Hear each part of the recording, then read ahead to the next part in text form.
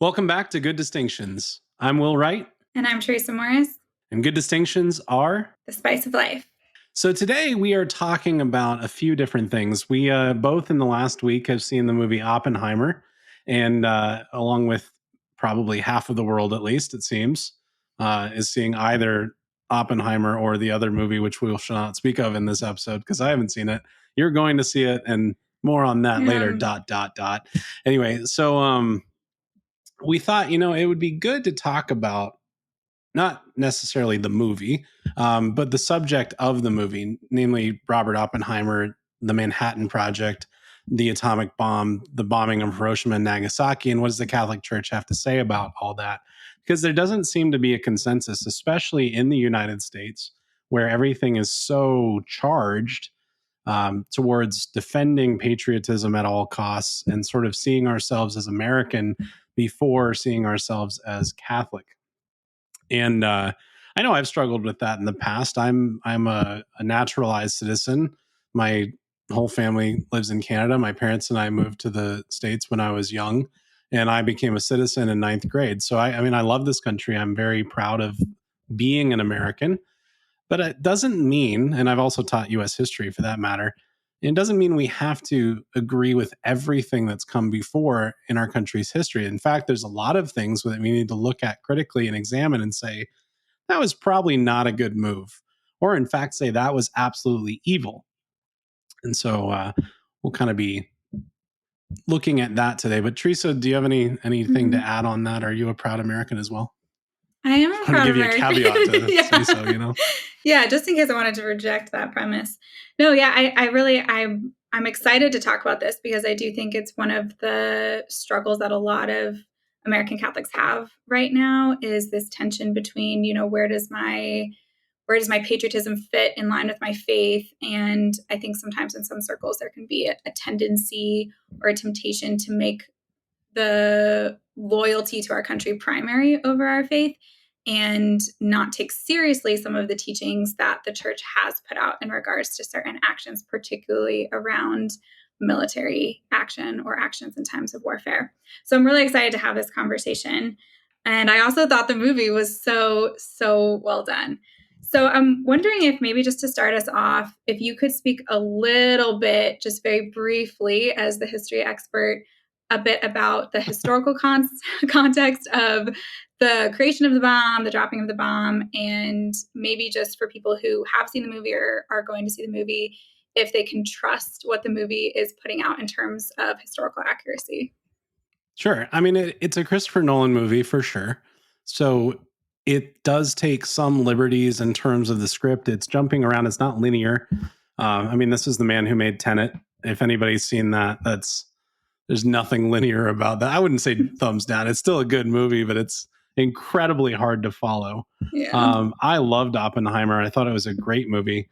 From a historical perspective, I think almost everything was accurate, especially the black and white scenes. And I'm not really giving anything away here, but there's black and white scenes and then there's color scenes. The black and white scenes were more objective, more just sort of the historical record. And anything that was in color was a little bit more Nolanized, a little bit more commentary, but still very faithful to who Oppenheimer was and the people around him and sort of these different things that were happening. And it also didn't hurt that the actors were incredible. I mean, these are some of the best actors that we have in the world. And Cillian Murphy knocked it out of the park as Oppenheimer, who played this very plagued individual. I've seen a lot of different reviews. Some people saying, well, he's a hero. Some people are saying, well, no, he's a villain who's trying to grapple with the morality of his actions. And I think the movie does a good job showing him as an ambiguous character.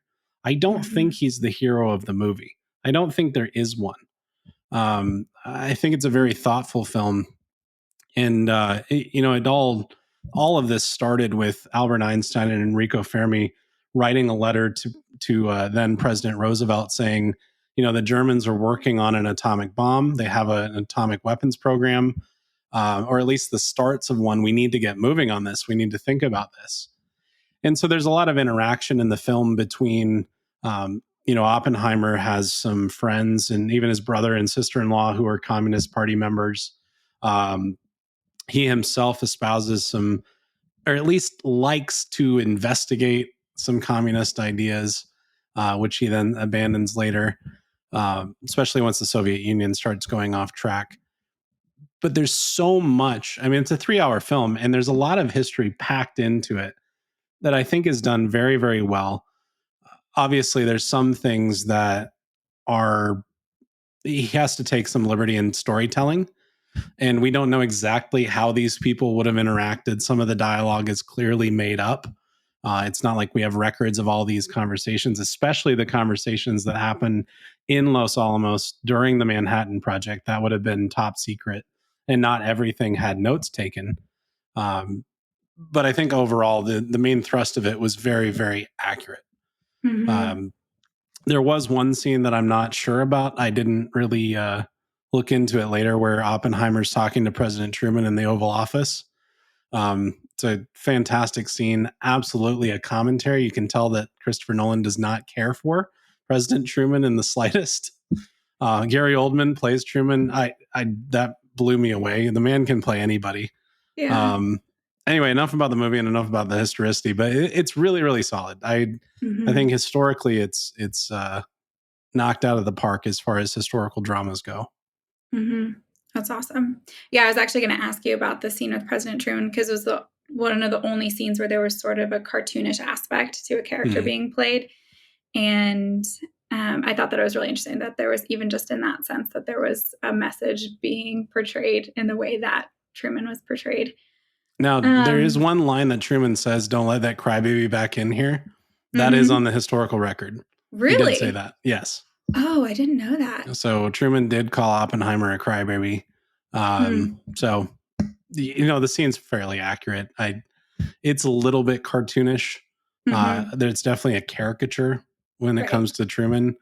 Um, but I'm also not sure it was entirely inaccurate. So Mm.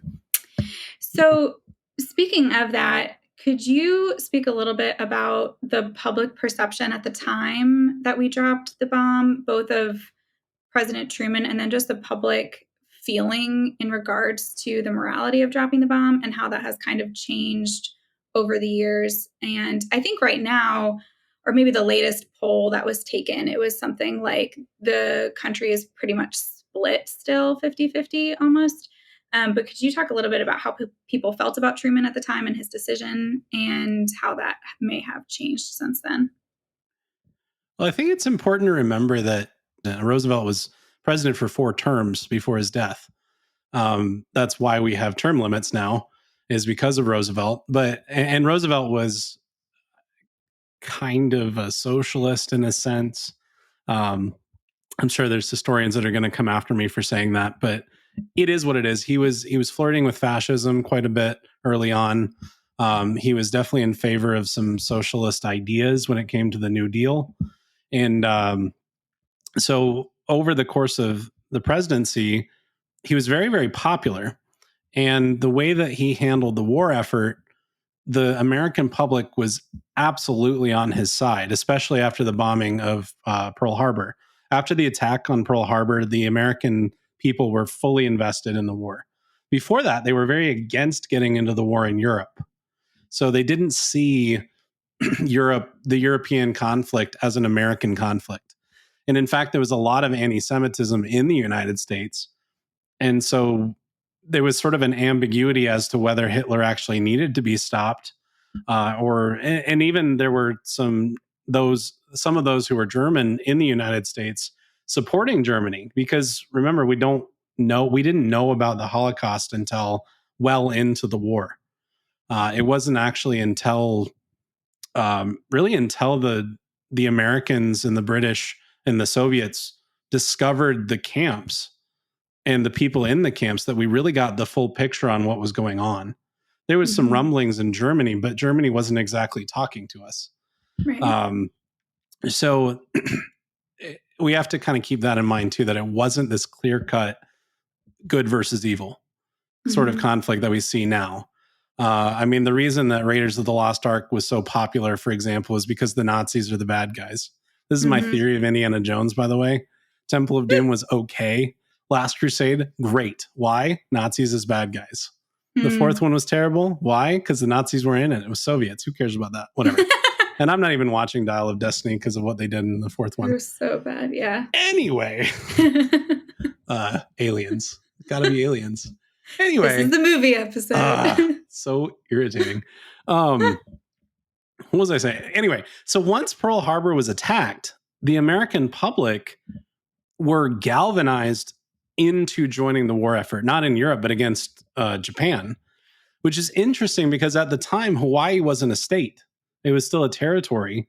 But because it was an American base that was attacked, it was an attack on US soil. And so the American public were galvanized by it. FDR gives a speech the next day saying this is a day that will live in infamy, December 7th, 1942. December 8th, he gives this talk, and Congress is asked by him to declare war against Japan. They do that. A couple days later, Nazi Germany and Italy, fascist Italy, declare war on the United States, and we're entered into a two-front war. Well, when we're at war with Japan, we're decimating them. Huge American casualties, to be sure, but we are winning the tug of war. And it Mhm. is very much like a tug of war because very early on at the Battle of Midway, the US had cracked the Japanese naval code, the secret code, in about 6 months. So we enter the war. They'd already cracked the Japanese naval code, which, by the way, the German code. There's a movie about that as well. That's pretty good. Imitation Game with Benedict Cumberbatch, Mm-hmm. talking about cracking the Enigma code. That took years.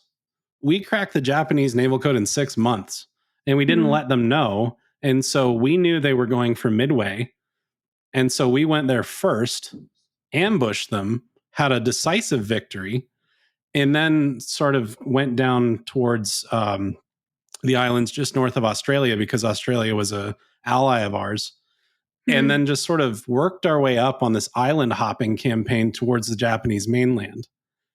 All along the way, there's now, I mean, you think about the war happening in two places at once. The European conflict is raging on.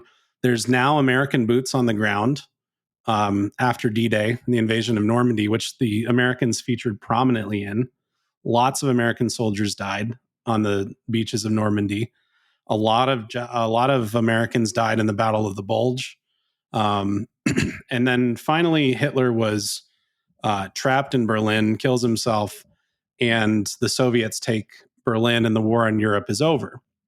Meanwhile, the Trinity test is happening in July. The Manhattan Project has been kind of culminating, coming to an end. And at the same time, the Potsdam Conference is about to happen. There was an earlier conference called the Yalta Conference, which had Winston Churchill and Harry Truman, and because Roosevelt died in office of polio, and Stalin.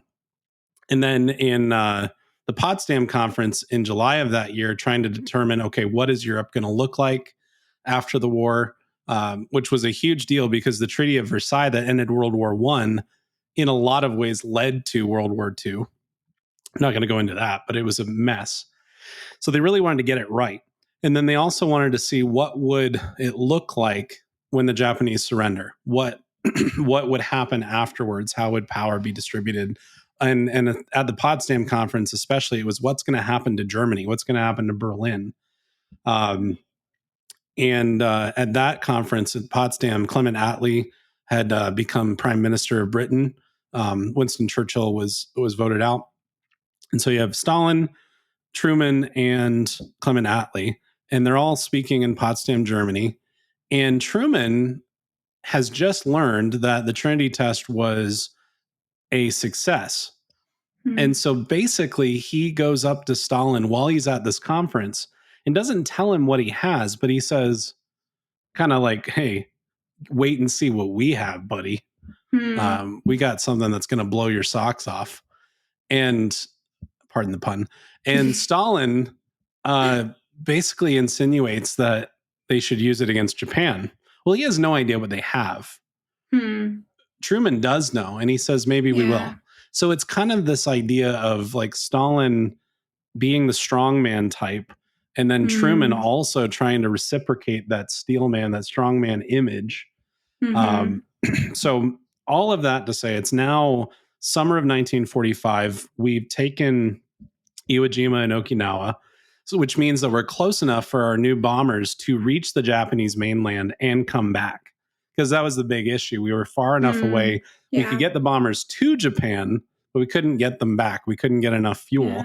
So now we're close enough that we can actually carry out bombing runs on the Japanese mainland. And we have two bombs, a uranium bomb and a plutonium bomb, ready to go. And so Truman knows all this. They have several meetings, one of which is in the movie Oppenheimer with the Secretary of War, where they're talking about what is to be done. Well, as far as the American public are concerned, they are completely weary of the war.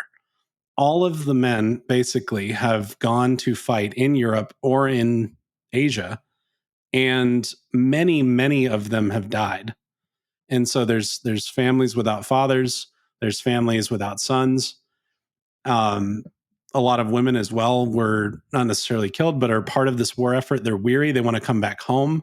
Those who are Mhm. left at home are involved in industry and working very hard to support the war effort. Everybody's tired.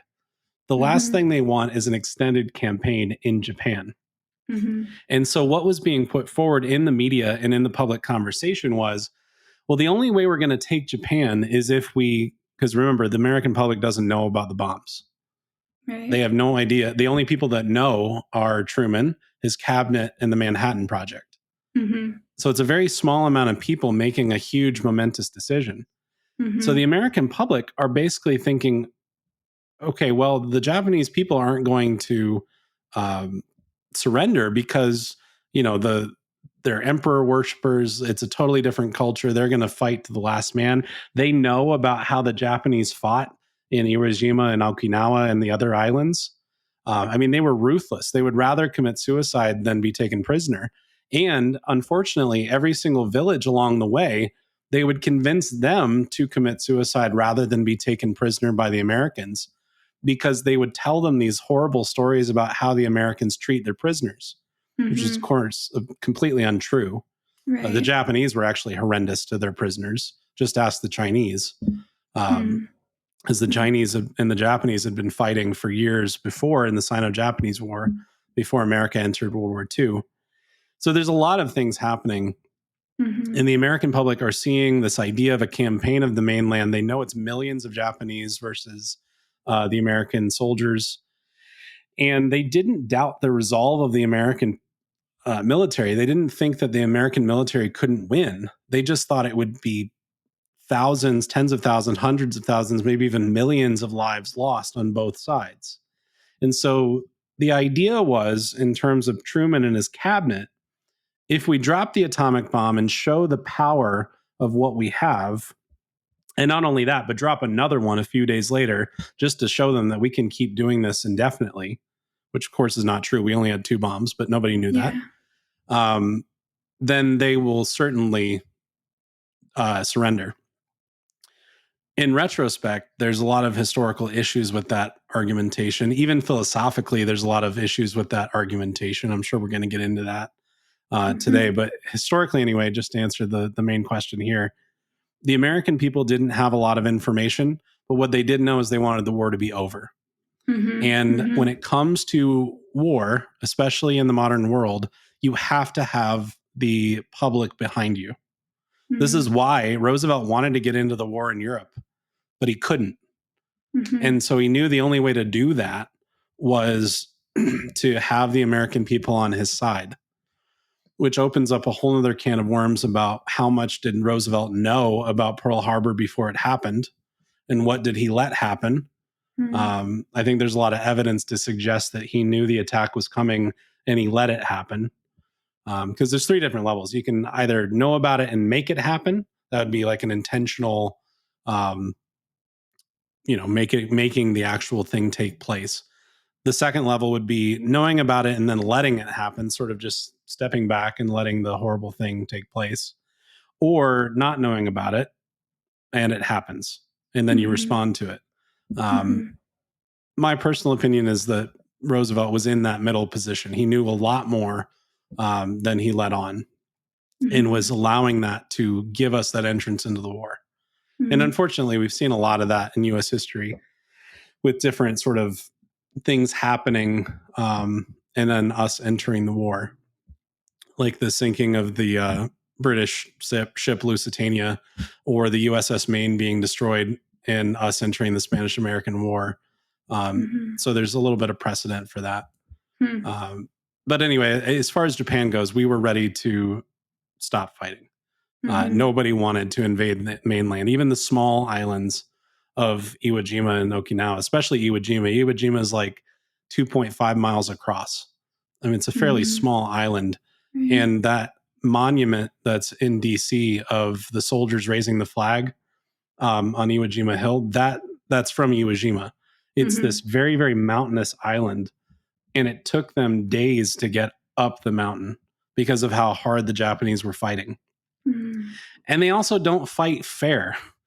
I Yeah. mean, they hid on the island, and the Americans bombarded before they entered, and they thought they had taken everyone out because they got onto the beaches. There was nobody firing on them.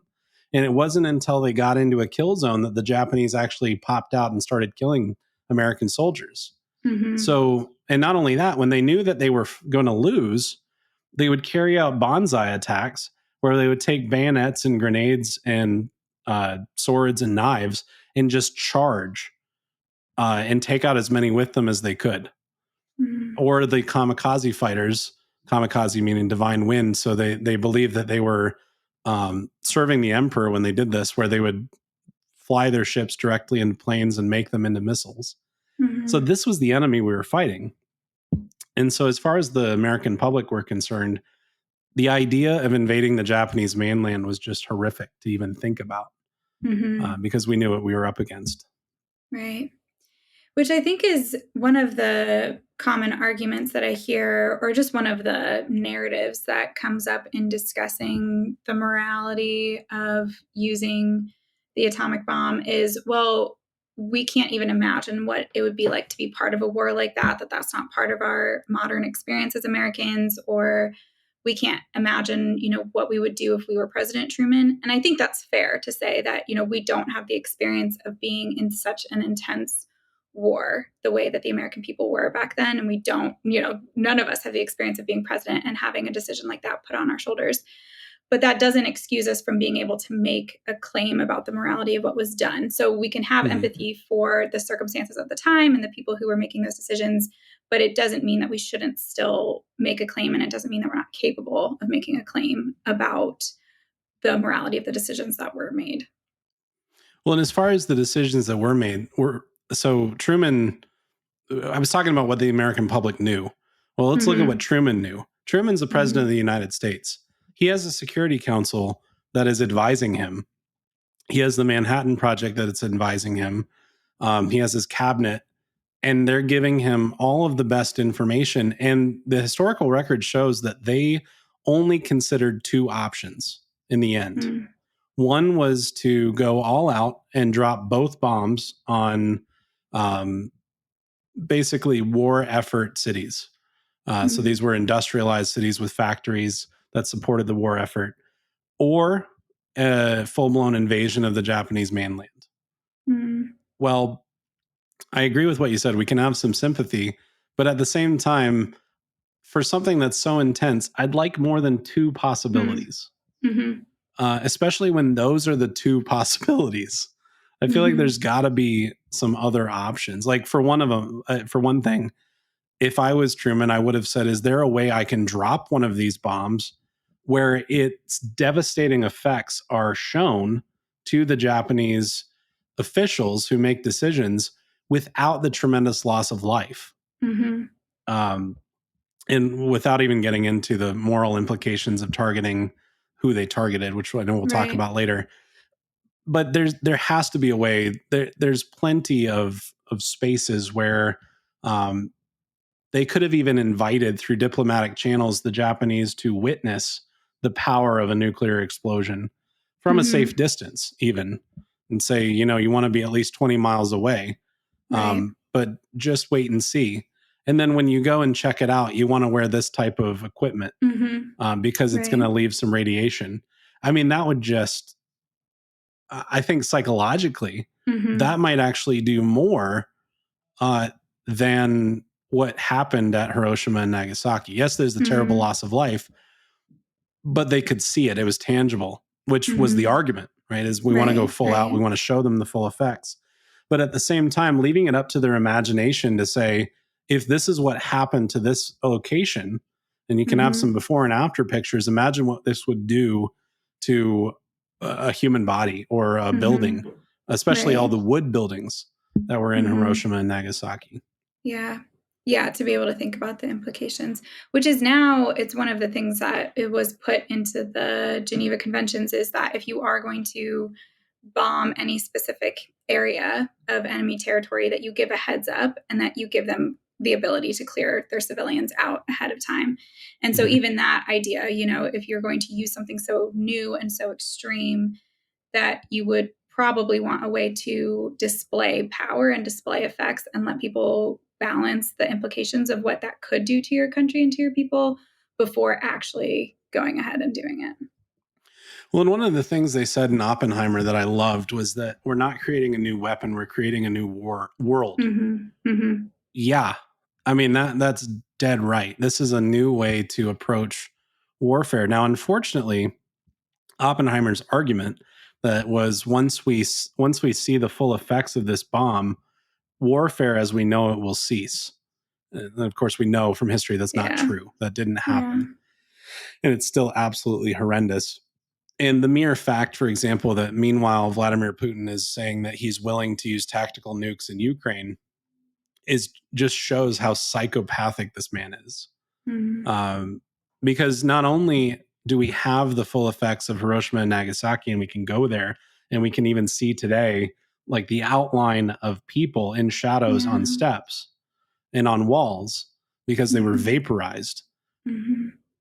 We can also see the footage from the 1950s and early 60s of tests in full Mm-hmm. color, which, by the way, is illegal now. We're not allowed to test nuclear bombs as a general rule globally because of Mm-hmm. the horrible effects that it has on weather and radiation and how, I mean, some of these bombs are, it's hard to put into words how big the explosion is, how many Mm-hmm. kilotons of TNT equivalent it would be, and the accompanying radiation. It's staggering. Mm-hmm. It's way more than Hiroshima and Nagasaki.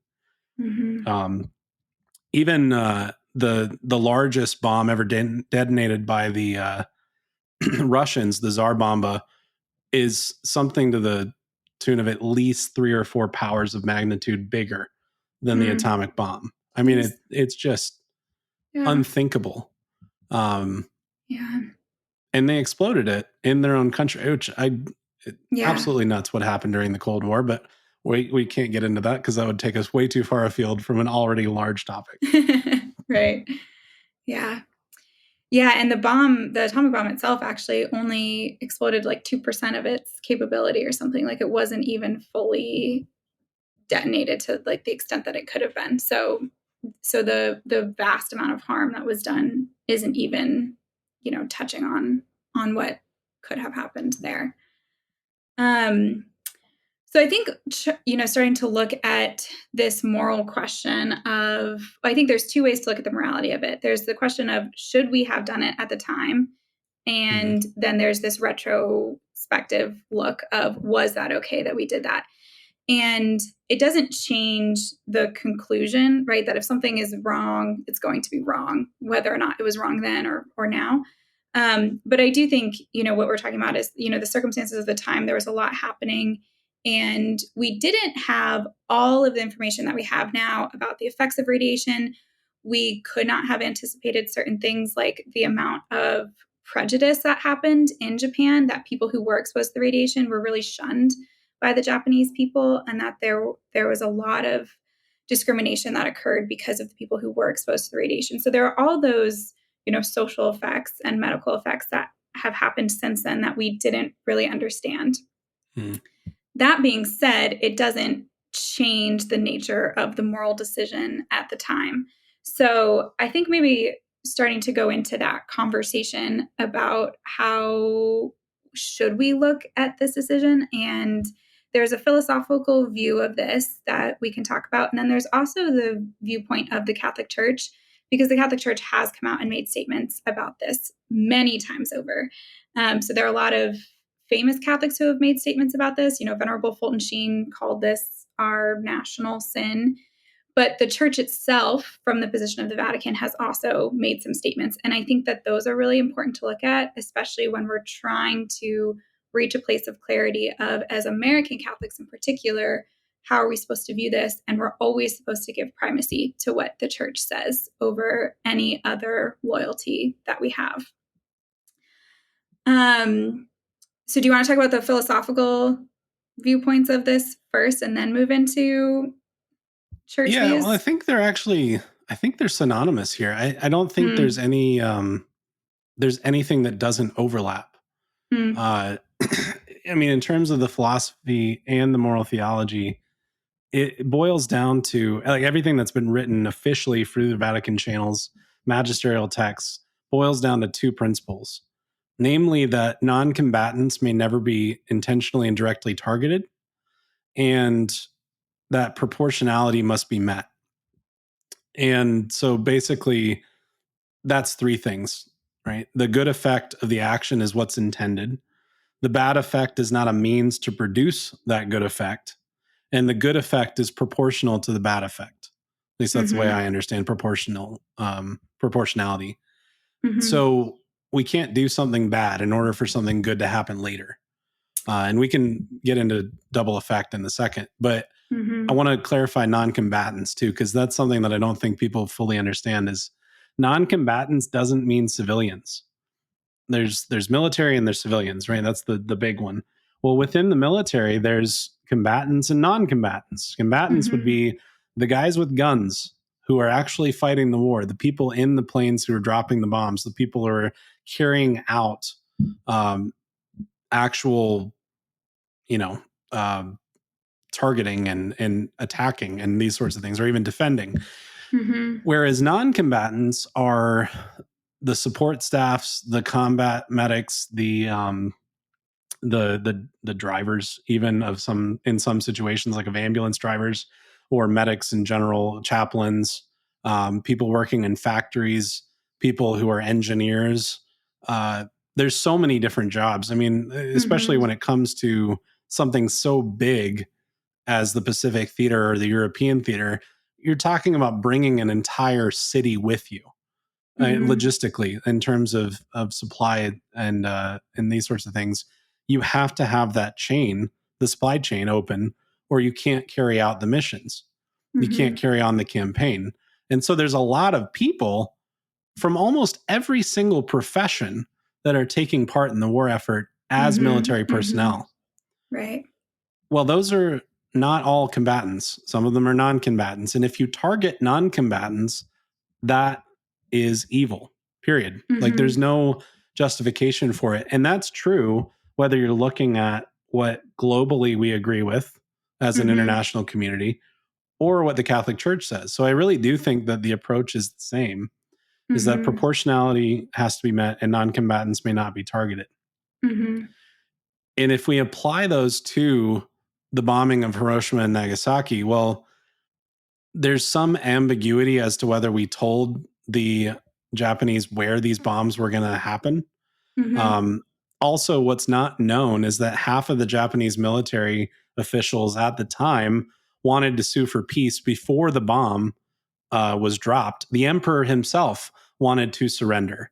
This is something that not many people know about. I'm positive that Truman knew about it and decided not to act on it because the other half of the Japanese officials wanted to keep fighting the war. Well, the other half of the Japanese officials were trying to commit a coup against the emperor and kill his family and him.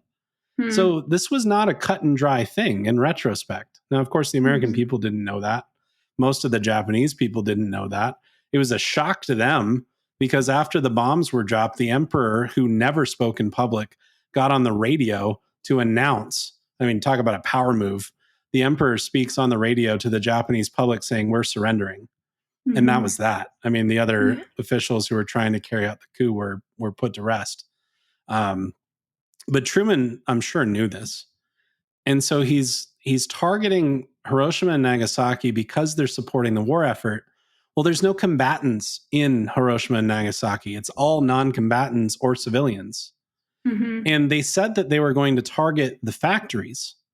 Well, they didn't. They dropped the bomb right on their houses. Mm-hmm. So, I mean, talk about going from bad to worse. This is absolutely clear that that non-combatants are being targeted. And then, as far as proportionality, the good effect is that the war ended, but the bad effect is that you're targeting non-combatants and committing horrific murder on a large scale, because it is Mm-hmm. murder. I mean, it's the intentional killing of innocent human people. And this is Yeah. where we run into some problems with some uber patriotic Americans saying, well, no, every single Japanese person was part of the war effort. None of them were innocent. So I want you to talk on that for a moment. Yeah, yeah. I think that response, that the idea that a 5-year-old Japanese boy deserved to die because there was some type of positive effect that would come out of that is quite frankly a ridiculous claim to make. And there's no way to justify that through this idea of proportionality. And it's a very consequentialist viewpoint to say that here's this good effect that we're trying to get to, which is a great goal. I think everyone wanted to have the Yeah. war end. We've talked about this, that we were done with this. We didn't want more people to die. We wanted to save as many American lives as possible. Those are great goals, and those are great goals to actively pursue. But if we are pursuing an end goal at all costs, we have to be extremely cautious of that mentality, because it means that we can justify any action in order to get to the good effect that we are seeking, and we can't do that. So, one of the ways that I try to help my students understand that idea, as we have worked through it in various classes, is if we're taking this overall argument of, well, so many more lives would be lost, and we this was really beneficial because we ended the war early and we didn't have to lose more lives. If we proposed a solution that said the exact same number of Japanese people would die, but they were shot individually, would you still be okay with that? And Mm. typically the answer is no. And it's like, well, the result is the same. So if we have hesitation to saying, well, we're going to shoot people individually, the exact same number of people die, and some of them probably die in a more humane way by just being shot in the head than the horrific way some people died.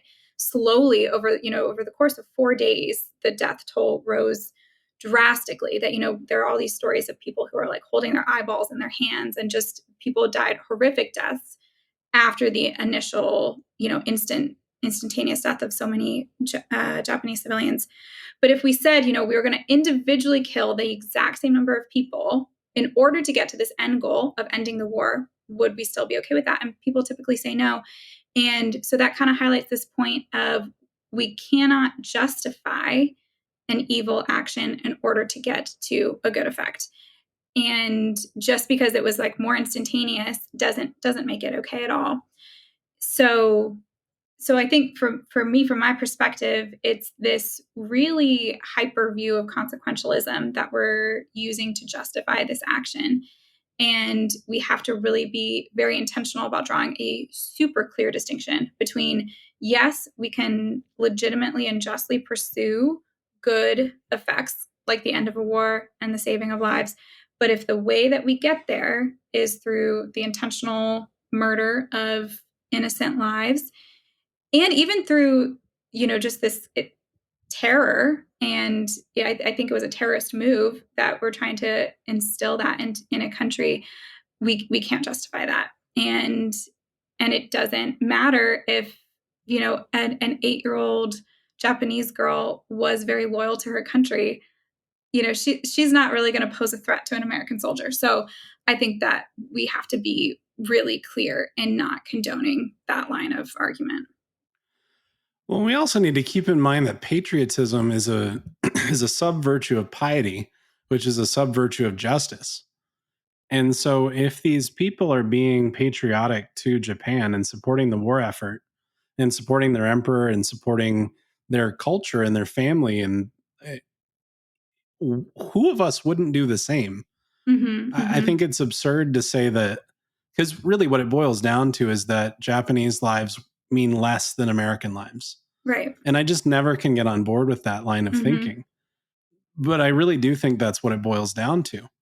Or that 200,000 or more Japanese lives um, is somehow less horrible than 2 million lives of American and Japanese loss, which would have resulted from invading the mainland. Again, I'm not mm-hmm, in favor of invading the Japanese mainland. I don't think there mm-hmm, was any reason to do it. mm-hmm, I think we could have carried out a blockade. They weren't coming back. This is the thing: is at the Battle of the Philippine Sea, we pretty much decimated their navy. They had no more navy. They had some planes left on the Japanese mainland, but we can take out Zero fighters without a huge problem. And if we put our aircraft carriers far enough away from the Japanese mainland, they're not going to be able to reach them. And mm-hmm, yes, there might be some kamikaze fighters, but if they're fighting that far away from the mainland, then it's a matter of having good spotters and shooting them down before they can do us harm.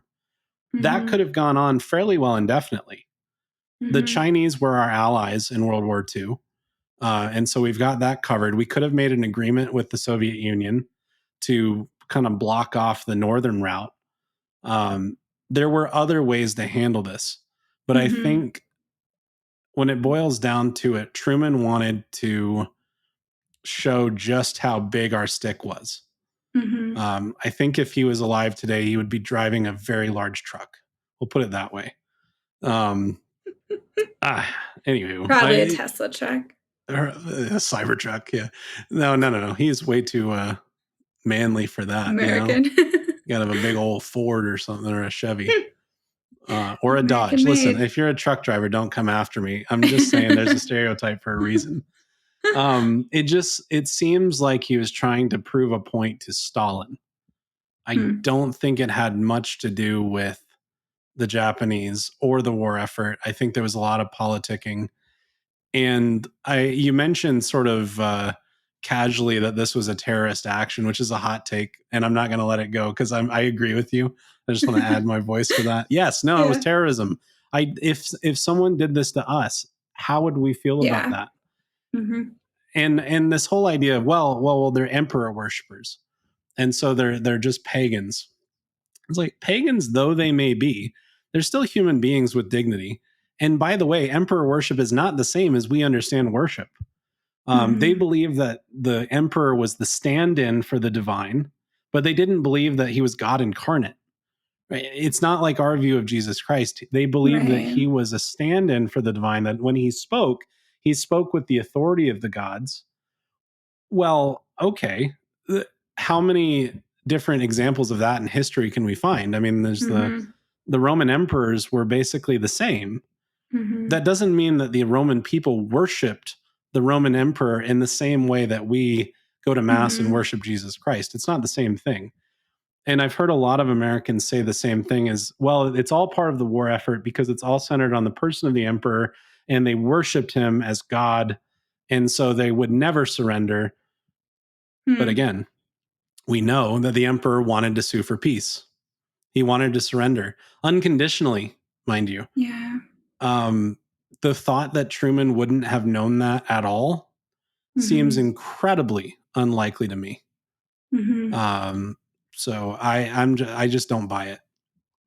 Yeah, and it also, I know we've kind of harped on this point, but I just think it really is worth being very clear about that the circumstances of the culture someone lives in or the personal beliefs that they have or any type of circumstance regarding their life in no way determines the worth and value of their life. And we cannot ever say this person is more or less worthy of living a life because of who they worship or how they worship or what country they're loyal to or their personal beliefs. We can't make that claim, and especially as Americans in such a melting pot of a country, we definitely can't make that claim. And it really is surprising to me how many people who in general adhere to very pro-life beliefs in other areas who seem to be okay with the dropping of this bomb, because the deliberate taking of a human life is always, always evil. An innocent human life is always evil. There's never a way to justify that. And that rests on the premise that the circumstances of someone's life in no way determine the value of their life or their right to life. And so that's really important to note. And when we're looking at, like, oh, they worship the emperor and this means something. Well, we're making a claim about the worthiness of their life based on a circumstance that we can't do. And a And lot that of we can't people, understand, frankly. right, exactly. And a lot of people in the world feel that way about Americans and our patriotism and the way that we exist in the world. And they think that Americans, because of how we have engaged in certain wars or whatever, deserve to die. And we also would disagree with that. And so we can't pick and choose when we use this norm, which is that all human beings have an inherent right to life, and it is always wrong to take innocent human life. So just because it was a highly charged situation doesn't justify it at all. Well, and just to be very clear on this, the bombing of Tokyo and Dresden and Hamburg, where we carpet bombed, where we just went along and indiscriminately dropped bombs across a large swath of area where there are non-combatants and civilians, is equally reprehensible as dropping the atomic bombs. They are both wrong. In fact, the later Geneva Conventions, as well as everything the church has said, especially Pacem in Terris from John the 23rd and others, John Paul II's written about this, Benedict's written about this, Pope Francis has written about this, Paul VI wrote about it. It's very clear that every pope after the war said that not only using atomic weapons, but possessing them or possessing any nuclear device is wrong. Now, that's very difficult, and we can get into that in a minute. But I want to make another point here is, like, even though carpet bombing of Tokyo and Dresden and Hamburg is just as reprehensible as atomic weaponry, that doesn't mean that we can't use big bombs or big missiles. Like, I'm thinking of in Syria, Donald Trump dropped the Moab, the mother of all bombs, right? He dropped it on the Syrian cave complex because of something that they did, which crossed a line, which President Obama put a red line in the sand and then moved it back 3 times. And Trump basically just said, well, an American president said this to you, and I'm an American president now, so I'm going to follow through on this. Drop that bomb, which is designed to collapse cave complexes. That's what it's for. It did its job, and all of them died. Well, these are not non-combatants. These are Syrian terrorists who are actively killing their own people.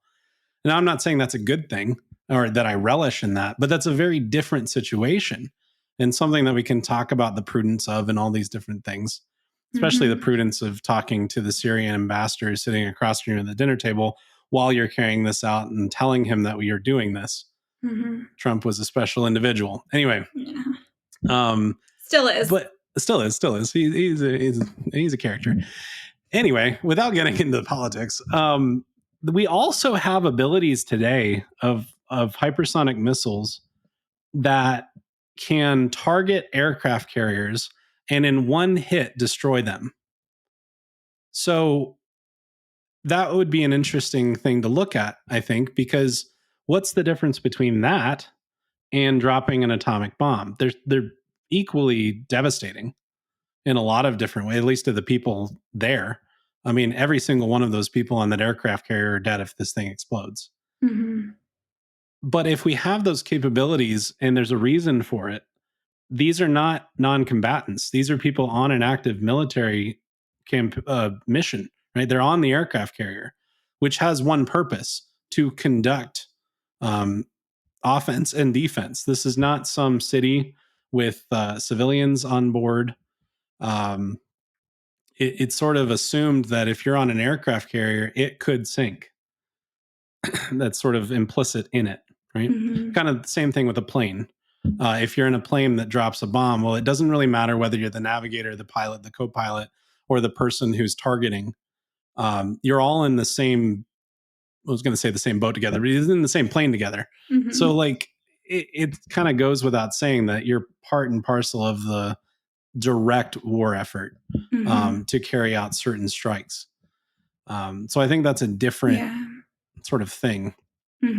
Which is also part of the, the official rules of warfare, which there are quite a few, it's kind of funny that, we even have that, but it's extremely helpful that there are legitimate rules of warfare that countries are expected to abide by. And one of them is that, you're only supposed to engage with people in the military of the country you are battling.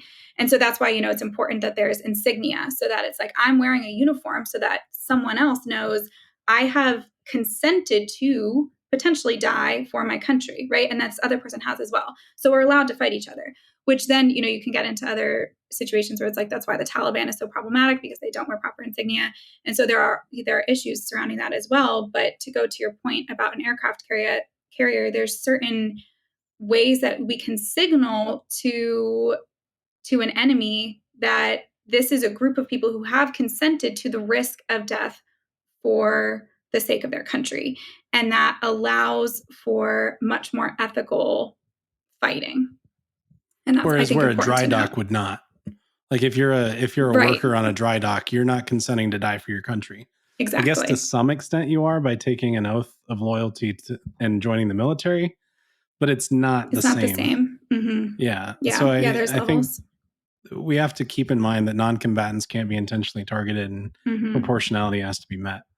I mean, please, people listening, don't take from this that I'm in favor of indiscriminately hypersonic missiling aircraft carriers if we go to war. It would depend on the circumstances. As like when I was I was an economics major for 2 years in UNC, and my professors always would say, well, it depends. That was their favorite answer to everything.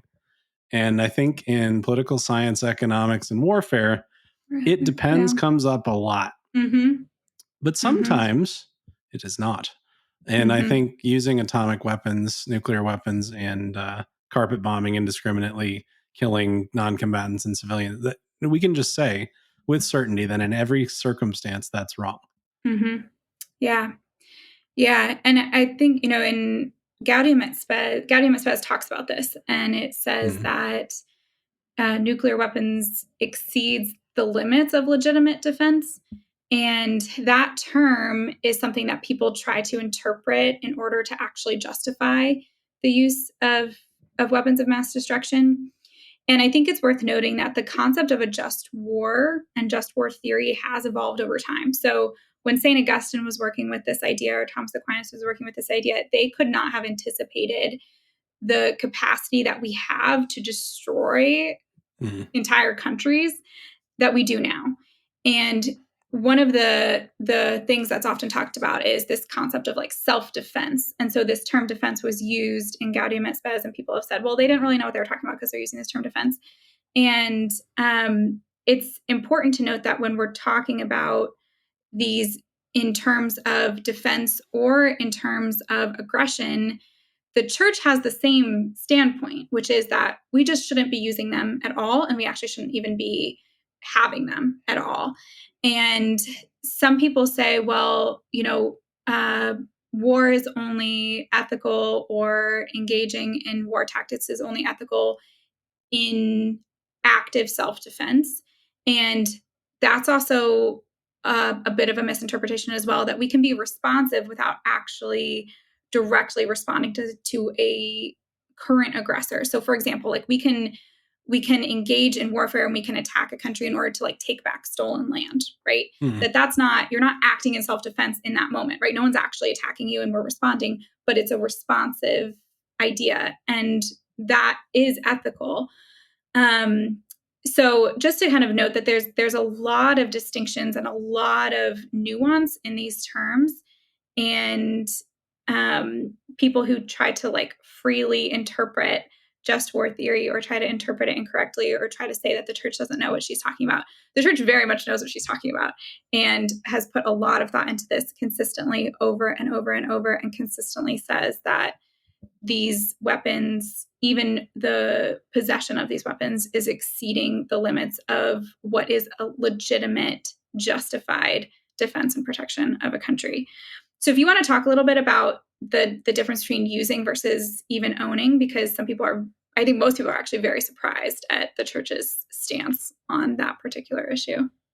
Yeah, I mean it's I think it's the fruit of reflection and contemplation over the last decades, especially the Cold War and things like the Cuban Missile Crisis and a few other nuclear conflicts that we have.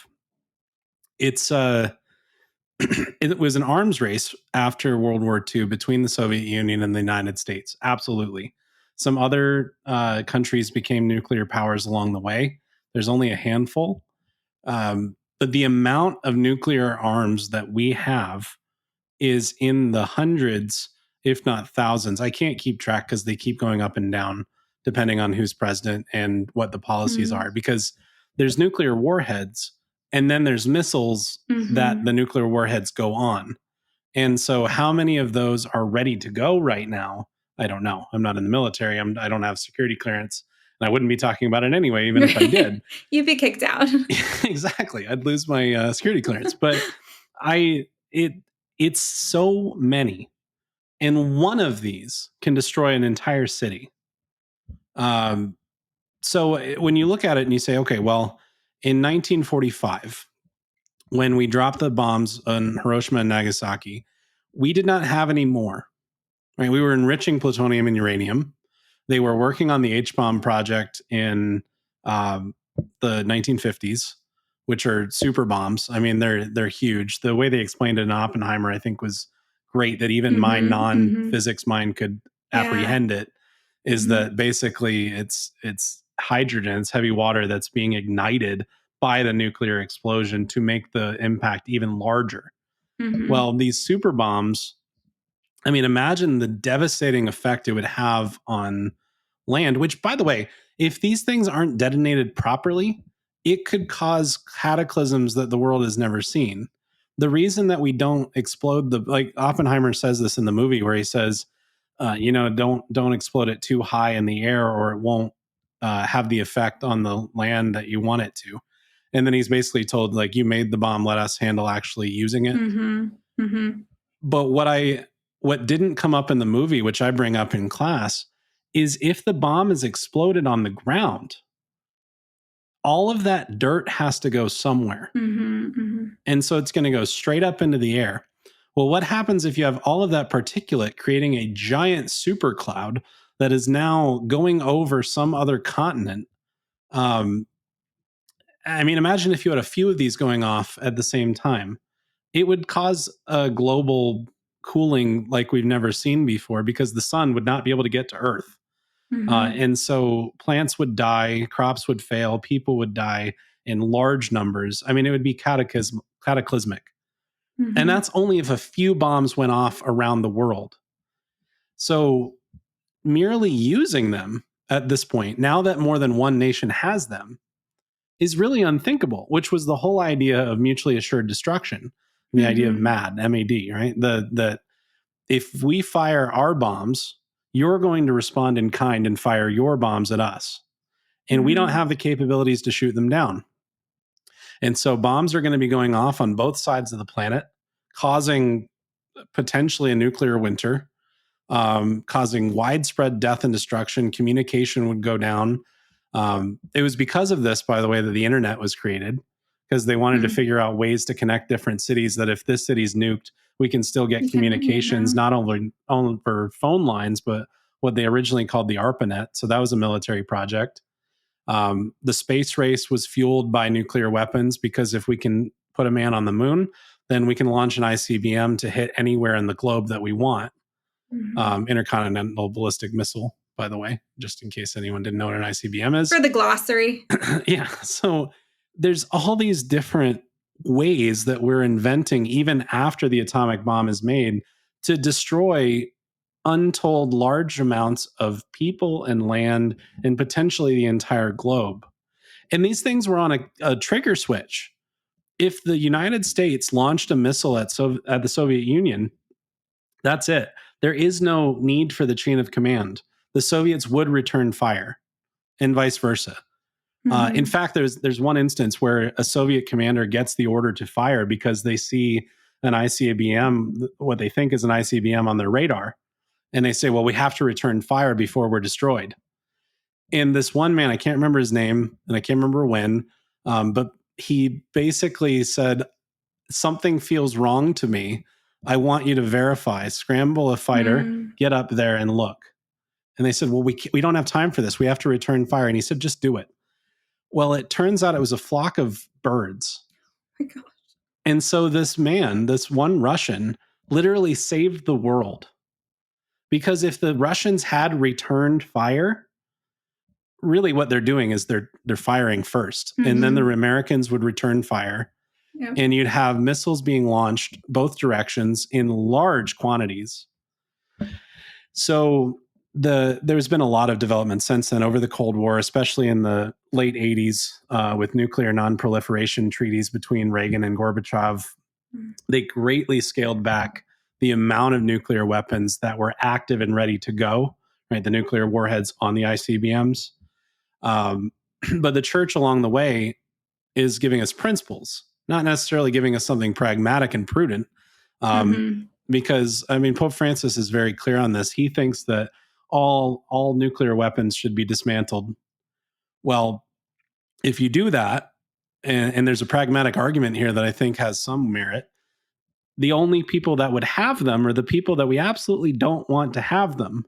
So there is a sort of deterrence effect. But at the same time, if a missile is launched and then another one is returned, we're still all screwed. We're all dead. Yeah.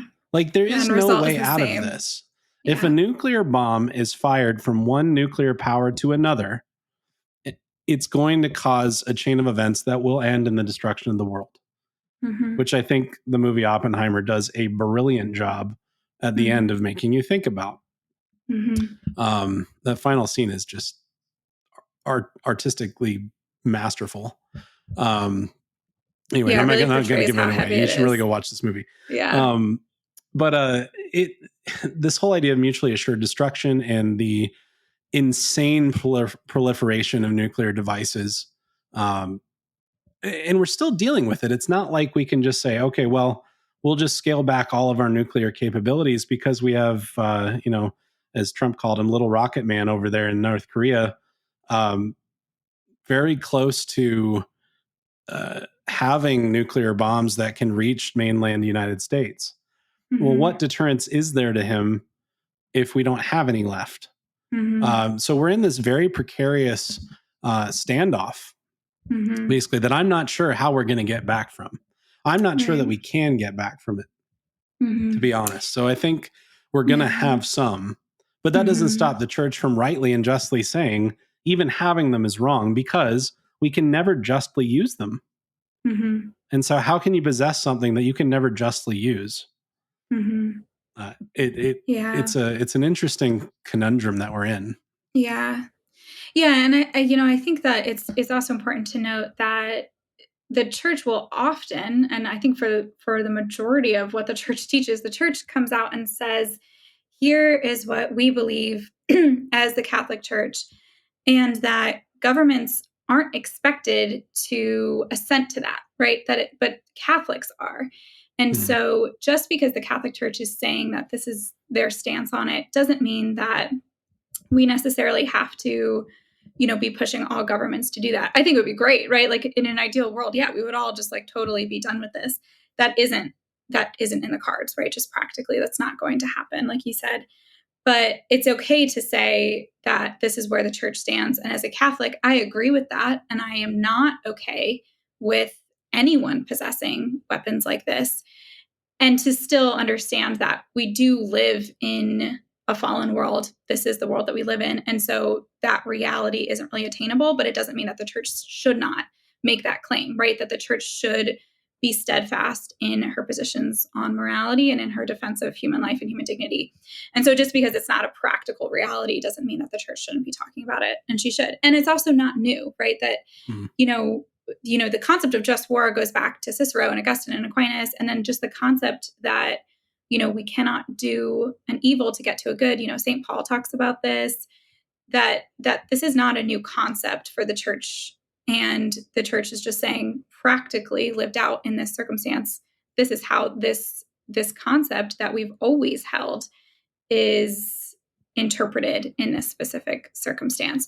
So it shouldn't, if someone's listening and they're like, oh my gosh, like, maybe I felt this way about the bomb, but I didn't, understand this is what the church said about possession of these weapons. It doesn't mean that we have to go on this massive crusade against the United States government and be like, shut them all down. I don't think that the Catholic Church is necessarily encouraging or expecting us to do that, but it's still important to be steadfast in our position on it. Well, and I think there's an important distinction there, that it's not necessarily the church's teaching on it. It's there's principles that come to bear that are absolutely being shared by the church, namely non-combatants can be targeted, proportionality should be met. And I would say we're at the point now with multiple popes saying that even possessing these things is wrong, is a principle at this point. So because that's what happens. We didn't have these. Now we have them. The church has to make a declaration on things that are that important. Now, when it comes to what do individual governments need to do, and when and how and on what time frame, that's up to prudential judgment. But it doesn't stop the church from having something to say, like you said. And it doesn't mean that we shouldn't fight for it. We should be pushing, but that doesn't mean we should be demanding. We need to help people see the truth about these arguments and call evil for what it is, while understanding that pragmatically there's multiple ways to do this. And I think that's where the prudential judgment piece comes in. So just to echo what you said, don't go and start a crusade to stop all nuclear weapons from because you're not going to get anywhere, frankly. So there's more important things to worry about. And I think part of what I was trying to get at is that I think sometimes people can learn what the church teaches about a certain topic and feel really paralyzed when they realize they live in a society that isn't upholding certain principles or values. And it's just important to note that every single society is going to have laws that violate certain aspects of what the Catholic Church holds as true. So we can't be paralyzed by that. We can't freak out about it. It's the nature of what it means to be human. And so it doesn't mean that we should also just numb ourselves to it. And it doesn't mean that we shouldn't do anything. But also we don't need to freak out about it, because there are so many things in the United States that are legal that violate what the church believes about the human person and life. So we can't freak out about it. But we also should be able to then say, because there are a lot of prolific Catholics who have publicly said that the use of the atomic bomb in particular was justified and that it was a good decision. There are some very famous people who have said that very publicly. And that's also a place where people should then feel confident to say, just because you're a famous Catholic, or just because, I agree with you on these other things, doesn't mean that in this particular circumstance you're in line with the church. And so it also should give us some prudence in who we're listening to. And I always tell everyone, and my students especially, to always actually go to the church itself and to read the church documents. And so, we can talk about this, but all the documents we're citing are Vatican documents, Gaudium et Spes, and all of these encyclicals that have talked about it. And so I would encourage the actual reading of those before, listening to people who have made some very public statements about how positive they think the use of this weapon was. Well, and absolutely, just to piggyback on that, do not take anything we say at face value. Yeah. Like, go, what's that old Question statement? everything. Trust but verify. Like we try very hard to make good distinctions. That's our shtick. And we try very hard to be faithful to Jesus and his church always. But we can be wrong. We can also be not completely informed. We are open-minded enough to change our mind when we're presented with the truth. But like Teresa's saying, like, go and actually read Pacem in Terris. Go read Gaudium et Spes. Go read Evangelium Vitae. Actually read the documents in the context in which they were written. Don't read into them to try to find what supports your idea, but actually just read the words and say, okay, what is the Holy Father, whoever he may be, trying to say? What is this bishop's conference trying to say, or this bishop's conference or but don't trust individual voices on the internet, Yeah. um, including us. I mean, we have opinions. They're great. I love our opinions. We stand by them generally. My opinions are the best.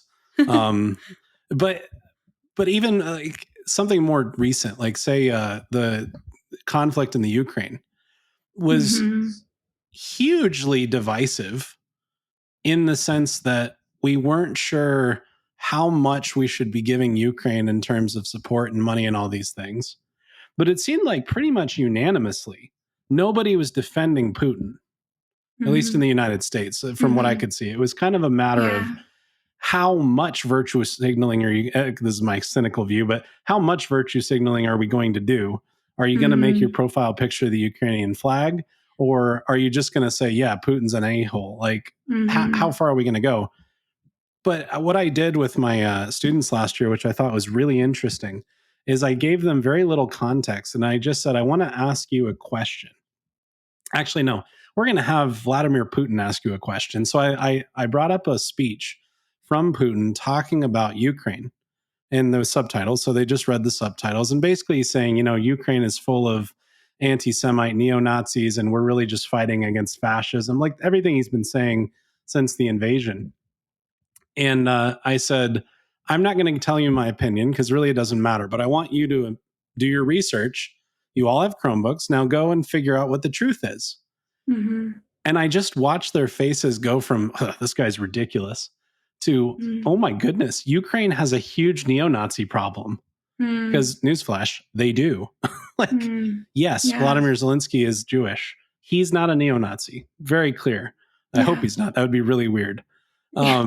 And like Uncomfortable. he seems very brave, and there seems to be a lot of redeeming qualities. And like these people are fighting for their homes, and it's a beautiful story of patriotism. But they also have a first world propaganda machine, like Mm-hmm. a technological society's top notch propaganda machine. And so does Mm-hmm. Russia. And so when we're looking at these things, we don't know what the truth is on a great many things that are being put in the media. Mm-hmm. Even when it comes to how much Congress is spending on various things or where that money's going, a lot of senators and representatives are asking questions saying, where's that money actually going? We don't know. It's going to Mm-hmm. third party vendors, which are then giving money to Ukraine. Um, and so I'm very ambiguous about the whole thing. I do not think that the invasion was justified in any way, shape, or form. I think Putin is a psychopath and a genocidal maniac. Um, he's murderous. I mean, we know that he kills people all the time. Well, he's not KGB. Okay, he's not KGB because there's no He KGB was. anymore.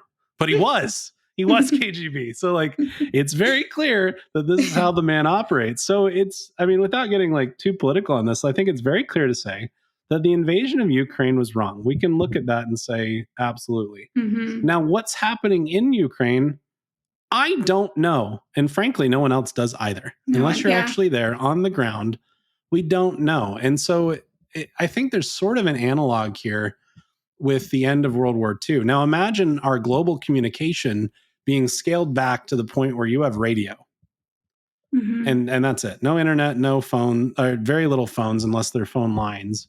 Um, you have radio, you have some walkie-talkie situations, but there's not a whole lot of instantaneous communication.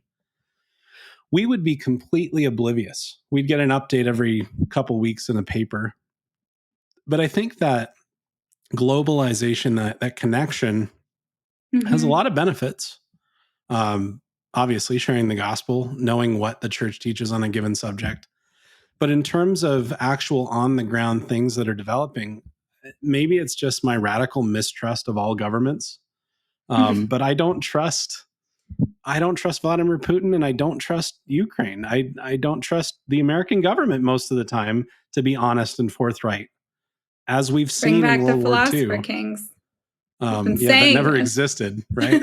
Like, we'll make you the philosopher queen and it'll be fine. I can't be I'll take president it. because, I was born in Canada. Um, I can't be president either. I was born in Germany. but you're American, right? So that counts, doesn't it? Yeah, but I wasn't born on American soil. Well, I know. all right. Someone So else who's listening, carry on our legacy.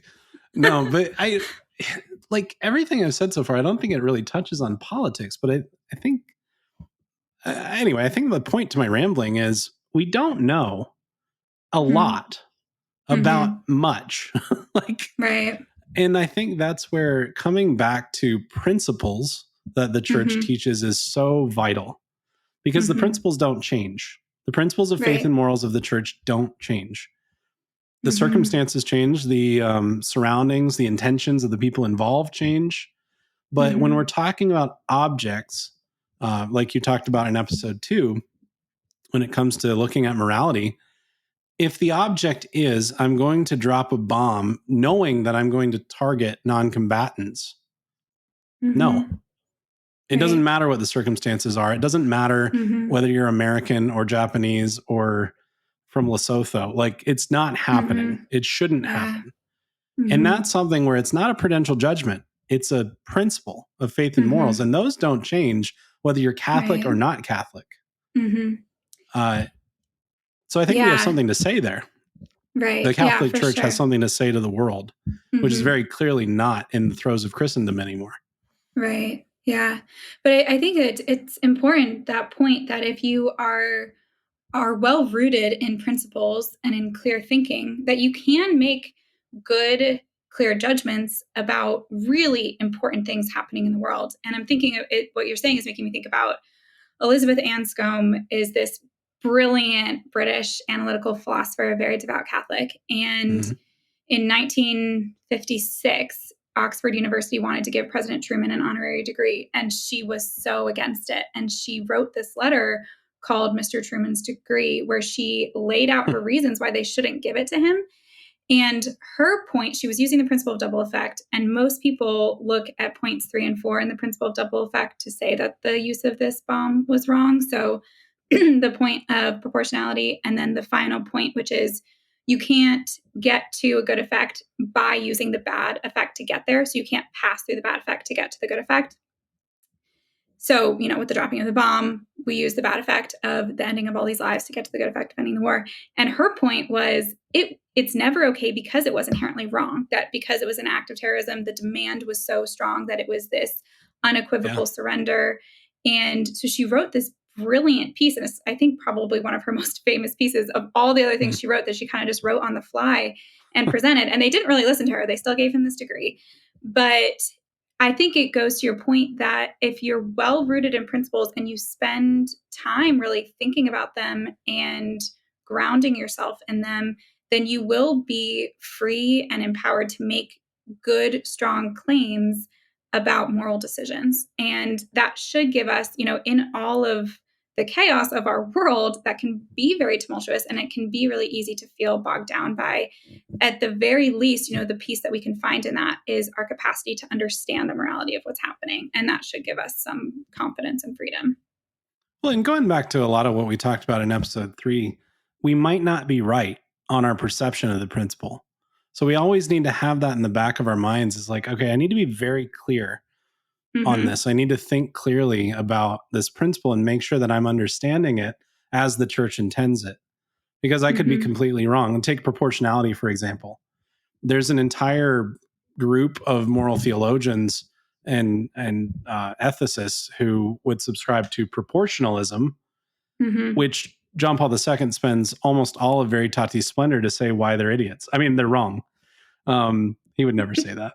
Maybe he would. Anyway, it's no. He would. He very clearly showed how proportionalism is Mm-hmm. incorrect and Mm-hmm. why. Well, what's the difference between proportionality and proportionalism? Not a lot. There's a few ways that they diverge very clearly, but in Mm-hmm. principle, they're using a lot of the same language. And this is the problem Right. with modernism, but it's also a problem, especially with postmodernism, is words don't have the same meanings. A lot of our current issues in culture are a shell game of, well, this word used to mean this, now it means this, now it means whatever I want it to mean. Well, okay, that's very unhelpful. So we need to understand not only what does the church teach, but we need to also purify ourselves Mm-hmm. of these sort of postmodern and modern ideas that are inherent in us because we live in this culture. Mm-hmm. I was talking to Scott Hahn was in town for something one day, Dr. Scott Hahn, and I asked him about something, and I said, well, you got to watch out for those modernists. And he said, be careful, Will. We're all a little bit modernist. And I was like, okay, Scott Hahn is telling me I need to be careful because we're all a little bit modernist. And I'm Mm. like, that stuck with me, Mm. partially because I look up to Dr. Hahn as a mentor. Like Mhm. I went to Franciscan. He's a fantastic theologian, Yeah. very faithful. But even he realizes, Mhm. because he's the first to admit he's not a humble man. Like he loves his opinions a lot. And he's the first to share it, which actually makes him kind of humble. Um, Yeah. but to admit that no, even his thinking needs to be purified over and over and over Mhm. is a really good reminder to us that we need to do the same thing. If we think we understand a principle, we need to make sure we're understanding it correctly. Mhm. Um, Yeah. and so that's where I think something like the conversation today is so important because there are some things like this that are so cut and dry. We don't Mhm. need to really go over and over and over what a non-combatant Mhm. is to know that they Mhm. shouldn't be targeted. Yeah. Um, are they pointing a gun at you or not? That's Mhm. like kind of there's some visceral Right. things Right. that we can kind of understand. But I do want to talk a little bit about the principle of double effect, just for those who aren't familiar with it, Mhm. because I think that's important because I think there's a creeping pacifism in the world, but even in the church as well, that I think on the one hand you have these uber hyper nationalistic patriotic Americans that are like, well, dropping the bomb's perfectly fine because the damn 'Cause Japanese we did deserved it, it. Yeah. and because we did it. Yeah, right. Like Mhm. it's Yeah. don't question. Yeah. But then on the other hand, it's like, okay, well, yeah, violence is terrible in all circumstances, so Mhm. we should all just be pacifists. Mhm. And nowhere in the history of the church does the church ever propose pacifism as a principle to be followed. Mhm. Um, Jesus says, "Blessed are the peacemakers," but like Peter Krafthofen says, that means we need to be warriors against war. I mean, sometimes it means fighting. It Mhm. doesn't mean that we should relish in it. It doesn't mean that we should enjoy it. It doesn't mean that we should Mhm. even want it as the first option. But Mhm. for example, there is no way to combat Nazism by 1939 than to fight against Hitler with Mhm. weapons.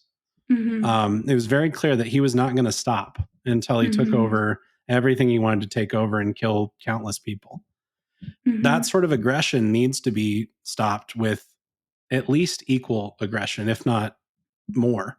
Mhm. Um, but I think we can look at that on an individual level as well as a societal level. So anyway, Mhm. what For is the sure. principle of double effect? I know we've mentioned it a couple of times. Yeah, so in short, this is my students' favorite and least favorite topic because they're just like, "What is going on?" So the principle of double effect is typically only used when there is a question of whether or not we can proceed with a certain action. When there's one action that's being done and there's two effects, this is where we get the double effect idea. One of the effects is good and one of the effects is bad, and we're trying to understand whether or not we can proceed. So it's a four-step process. And if at any point in these four steps we find that the action that is being proposed violates, you just stop and you say, it's unethical, we can't proceed. So it's not something where it's like, well, if you add up a certain number and if you have like this many, then maybe it can justify it. It's that if any of these steps are violated, the action is unethical and we cannot do it. So, really quickly, and maybe at some point in the future, we can kind of break it down more. But the first step is that the action itself has to be morally good or at the very least neutral. So, if it's inherently wrong, then you can't proceed. So, if it's like go murder somebody, you just can't do that. So, you would just stop at number one. The second point is that the agent, so the person doing the action, has to directly intend the good effect and only tolerate the bad effect. So it has to do with intention. So if the reason that the action is being done is to get the bad effect, then we should not be doing it. So we have to be intentionally trying to get to the good effect and only tolerating the bad effect. The third step is that the good and the bad effects have to be proportionate. So ideally, the good effect is greater than the bad effect, but at the very least, they have to be equal. And then the fourth step is that you cannot use the bad effect to get to the good effect. So if the bad effect happens first and the good effect happens as a direct result of the bad effect, it's unethical. They have to occur So simultaneously. correct. Yes. So actual timeline really Mm. matters. And some people get very tripped up on that, but it actually matters when in time they occur. So this is used for a ton of things. It's used to think through, military decision making. It's used all the time in medical ethics. So in my work in bioethics, we use this constantly. So for example, if someone is pregnant and they have cancer in their uterus, can you remove the uterus even with the knowledge that the baby that they're pregnant with may die? The principle of double effect would say yes, that would actually be ethical because the action of removing uterus is neutral. The intention is good. We're trying to save the mother's life. We're only tolerating the potential side effect of the baby dying. The effects are proportionate, and we're not using the death of the baby to get to the life of the mother being saved. We're using the surgery to get to that good effect. So we use this all the time in ethics. So in particular for this discussion, some people would say, again, Elizabeth Anscombe would say that the dropping of the atomic bomb violated number one, that it was inherently wrong. But, I think even if you go, number two, it's clear. It upholds number two, that we were directly intending the good effect and only tolerating the bad effect of all the Japanese lives lost. Number three, people debate this. I think you made a great point that it would violate the proportionality aspect. But even if you grant that the dropping of the bomb passed all three steps, it would violate step number four, where you're using the bad effect to get to the good effect, and therefore it can never be ethically justified. Mm-hmm. So I think that it's really helpful in being able to determine what the right course of action is, and to be able to have a middle ground between this kind of hypernationalism and this pacifism. And that as Catholics, there are certain courses of action that are ethical in warfare and in interpersonal relationships. There are things that are worth standing up for. There are things that are worth fighting against. There are things that are worth defending. And sometimes that might mean that violence as a proportionate response is necessary. We can say that while bearing in mind that peace is the objective, right? That it is the ideal situation that we live in peace. That's the state of heaven. There's no war in heaven. And I think sometimes we forget that we're made totally for peace, and that we're not made to be pitted against one another. We're not made to be prepared at any moment to go to war. But it is prudent and it is appropriate as a country and as a society to be prepared to respond to aggressors. And that doesn't mean that we're promoting violence or anything like that. St. Augustine says that the only just reason to go to war is to promote peace. And I would say that that's a great way to look at it, that peace and goodness and unity can be the ultimate goal. But it doesn't mean that we just take things lying down. And it doesn't mean that there aren't things that are worth responding to and defending and standing up against. Well, and this can result in absolute tragedies, even if it's a acceptable moral action. Like the example of the uterus being removed and the baby, like we know the baby will die in most cases, right? That's tragic.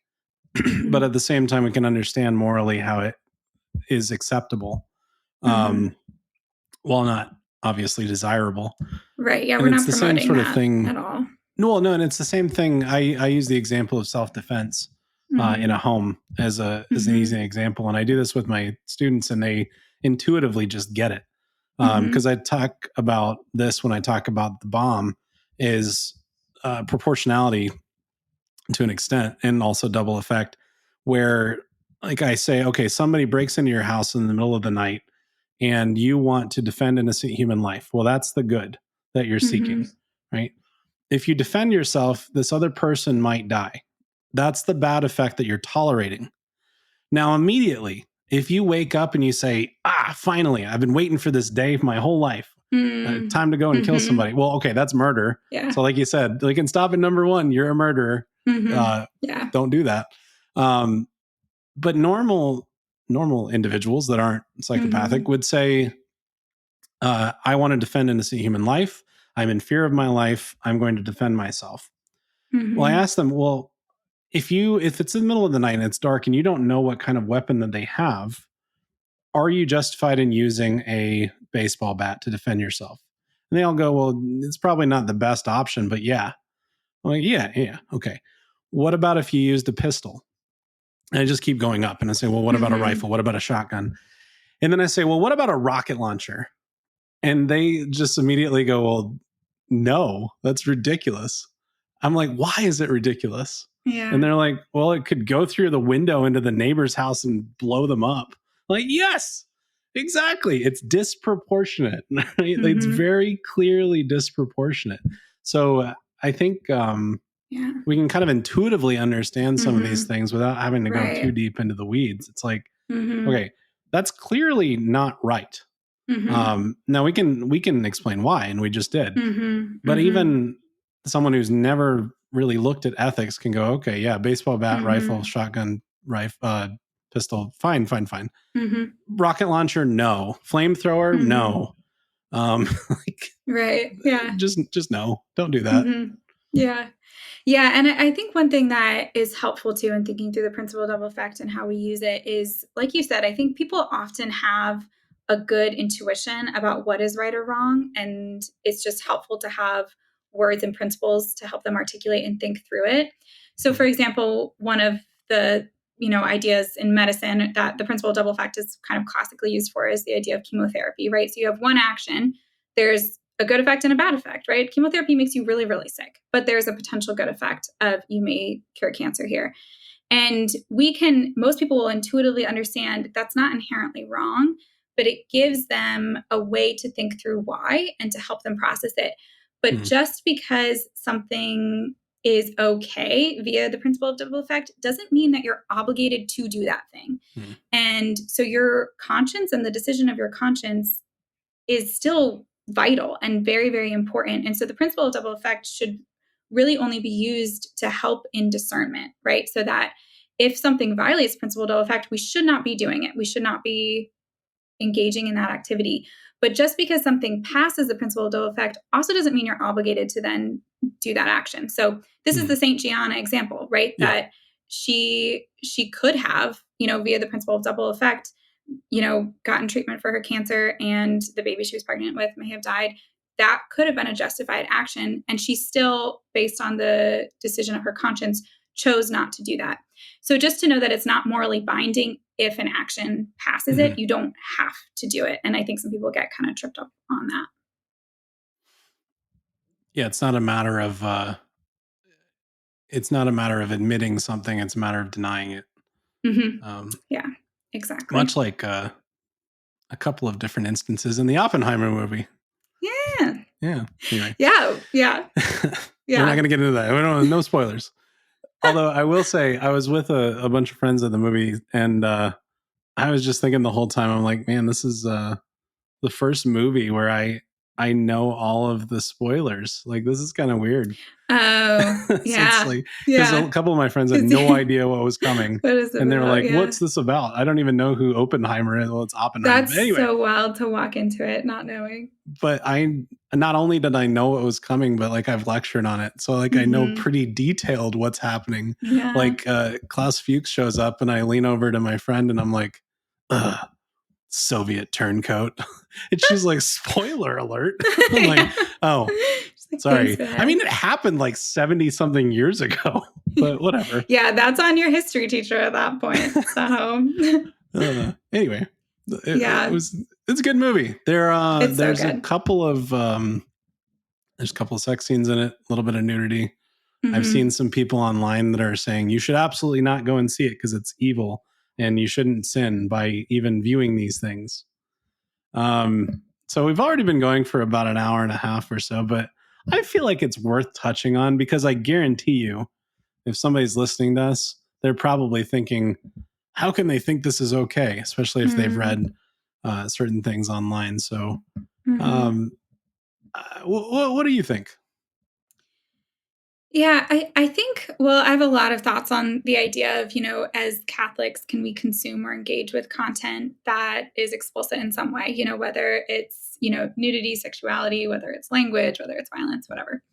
Mm. Um, I think there's a practical view of it, which is a lot of those things you just cannot avoid, right? It's impossible to live our lives avoiding the consumption of things that are immoral. You cannot walk around a mall, you cannot watch your television, you cannot be on the internet without being exposed to those things. So it's a very impractical idea that we have even the capacity to avoid these things.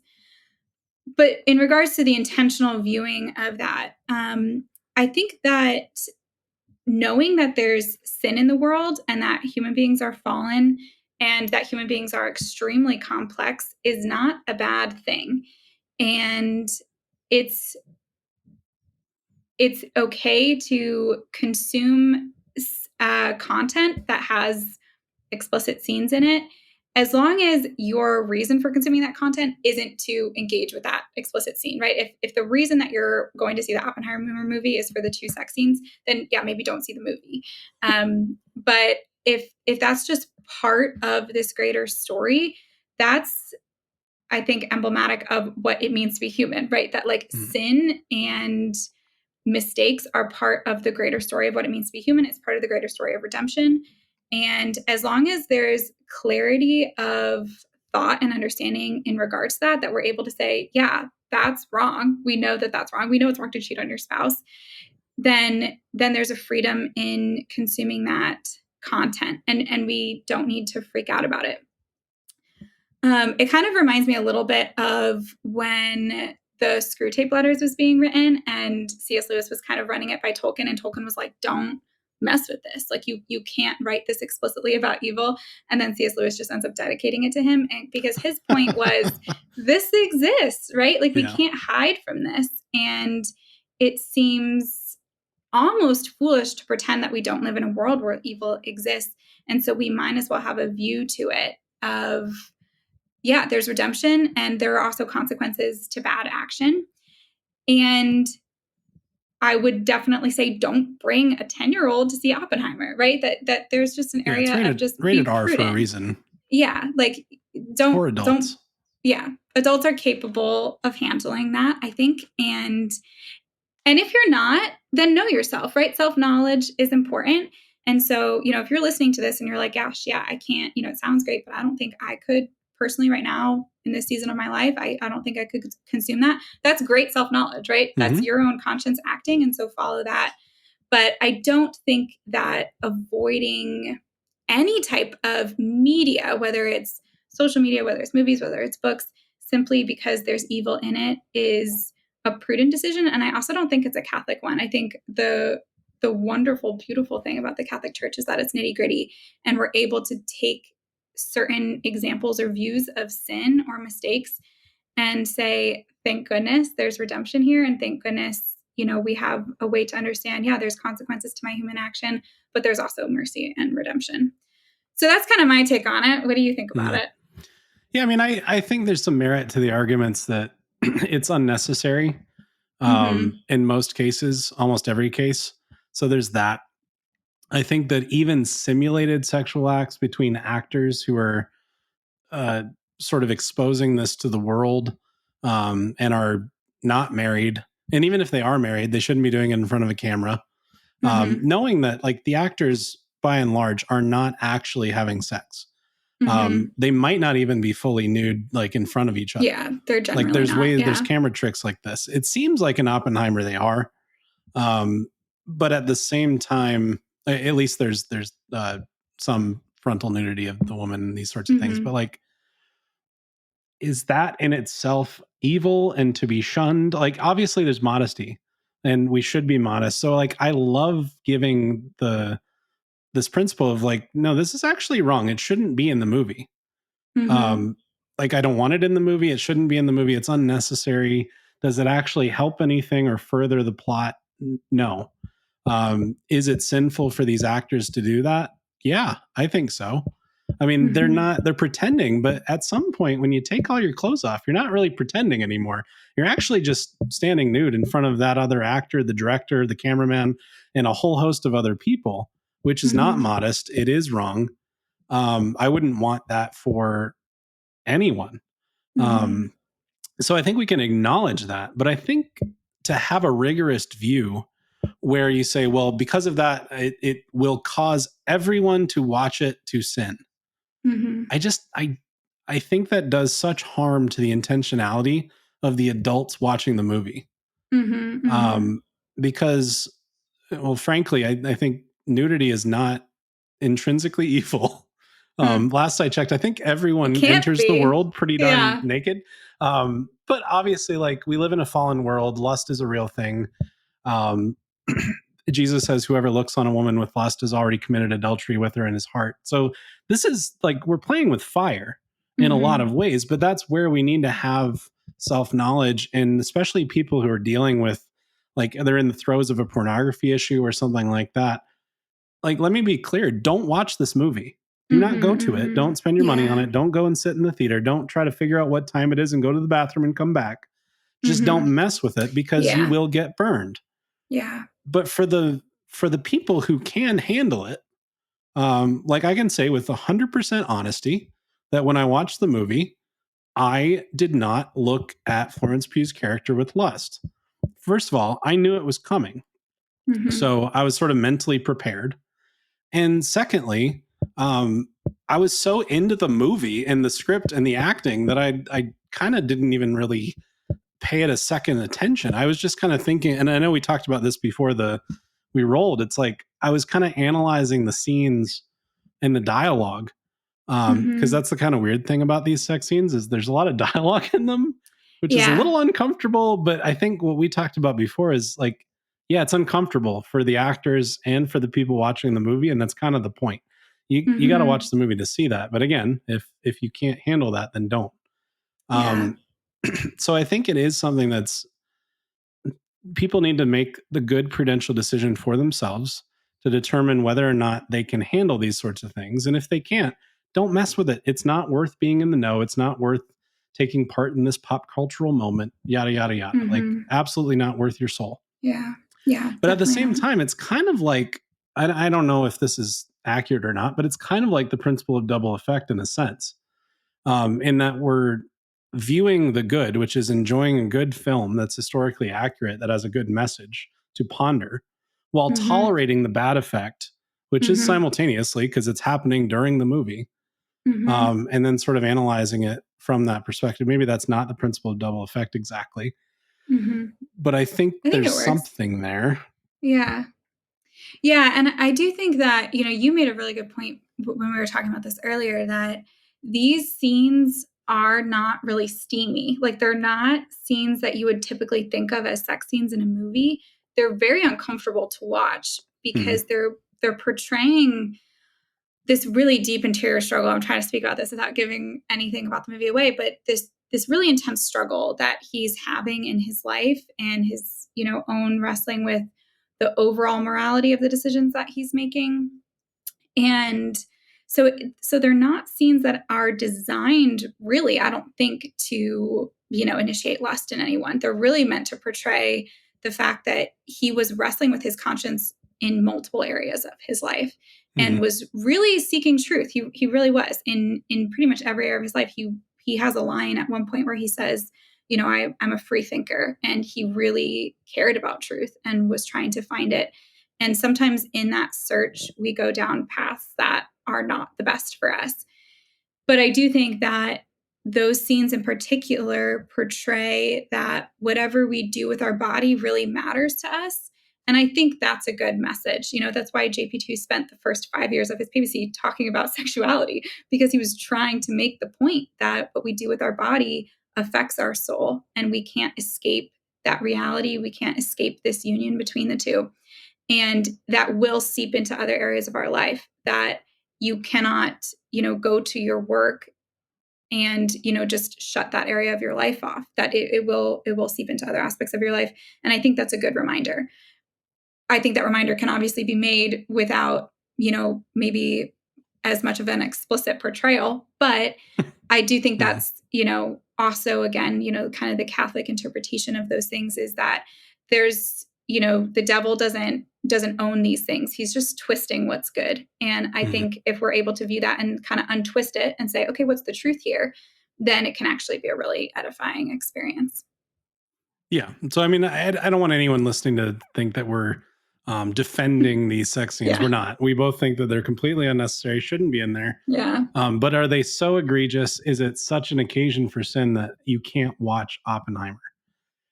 My prudential decision is no, unless, again, caveats, if you're dealing with something like sexual addiction or pornography addiction or something like that, and you just can't go there, then don't. Yeah. But otherwise, I think that people need to make the best prudential decision for themselves. And Yeah. please, for the love of God, allow people to make different choices when we Yeah. can, which is what I was getting at earlier, is there's principles that we can't differ on. The principles of faith and morals of the church are what they are. But when it comes to prudential judgment and decisions and opinions and in all sorts of prudential matters, there's a heck of a lot of gray area. And we need to respect people enough to make choices for themselves. We can't, we shouldn't allow people to sin if we can do something to stop it. Like if somebody comes to us for advice and they're like, should I do this thing? And you know it's sinful, then you have an obligation to stop them and like instruct the ignorant, right? Right. And if somebody does something that's sinful and they come to you for advice, you should admonish the sinner. Like these are all things that are part and parcel of being a Christian and following Christ. But we also need to remember that we live in a fallen world. And sometimes that means, like you said, the devil isn't trying, the devil can't create anything. He just twists what already is in existence. That's why I love theology of the body so much, because it reminds us that we are body and soul and that our bodies aren't evil. Our bodies aren't bad.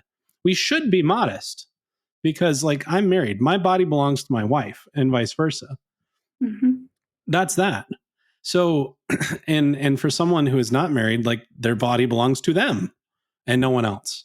So, like, there's a real understanding that having bodily autonomy and having modesty and virtue of chastity and all these things, these aren't just sort of pie in the sky things that we should aim towards. These are tangible things that we must seek to pursue. This is one of the big things in the controversy of Humanae Vitae, which I'm not trying to open this can of worms here. However, we're already Buckle going up for too another long. 2 hours. We could, but my main point is that a lot of the progressive arguments against Humanae Vitae were that, well, this is a nice theory. This is a nice, something to aim for, but it's not really something that we could ever actually get. Well, that's a lie. That's from the pits of hell. Like, no, Jesus says, be perfect as your heavenly Father is perfect. What he doesn't mean is on your own power. So we need grace, and we shouldn't expect to be perfect now. But that aiming for the highest good, the telos of like aiming for God, needs to be there all the time. Yep. And so we shouldn't tolerate evil unless there is a very clear principle of double effect thing going on, which is kind of what we've been talking about.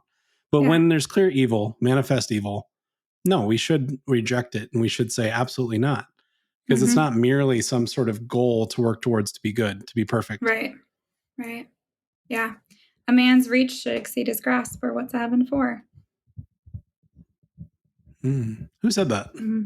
You know, as I was saying it, I was worried you were going to ask me that. I believe think it was it's Mother G.K. Teresa who said, okay. Yeah. Well, if it's not Hitler. Mother Teresa, it's G.K. Chesterton. I think it's G.K. Chesterton. Anyway, yeah, no, I think it's a good point.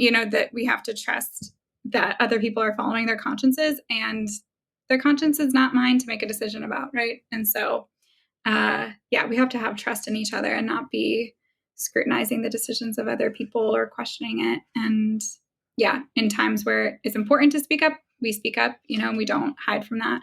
But in general, if you're just like, why haven't you seen this or whatever, it's like, trust that people are making decisions that are best for themselves. And you also want that trust given to you. So. Well, and also understanding, balancing that with that we can't let the perfect be the enemy of the good. That there was I was talking about this with some friends, not about Oppenheimer, but about another movie that's coming out, and this idea of, well, there's going to be sex scenes in it, so we shouldn't go see it. And they brought up what they called the principle of the integral good, which came from a book by Father Ripperger by way of St. Thomas Aquinas, which basically the point that this person was making was, well, if it's not perfect, if it's not integrally integrally good, then it's not good. And that's just, I don't think we need to really go into it because we've already Do they talked have an mostly iPhone? about how ridiculous they don't have an iPhone. No. Oh, well, they consistency at Pretty least. consistent. It's But good. no, it's just, it seems like we can get so into these rigorous positions that we lose sight of the point. We lose sight of holiness and growth and virtue, and a lot of other things, which, speaking of which, we'll point people back to episode 5 on radical traditionalism and point people towards next week's episode on growth and virtue. So we actually do have a plan of sorts when we make these things. Sometimes. At least sometimes we allow the Holy Spirit a lot of room to operate. Yeah. But I think we've droned on enough today. Yeah. Oh, speaking of drones, do we want to talk about drones in warfare? No, I'm just kidding. We're not going there. Another day. I think actually, if I remember right, we do plan on talking about just war theory more substantially closer to Veterans Day. Yes, yeah.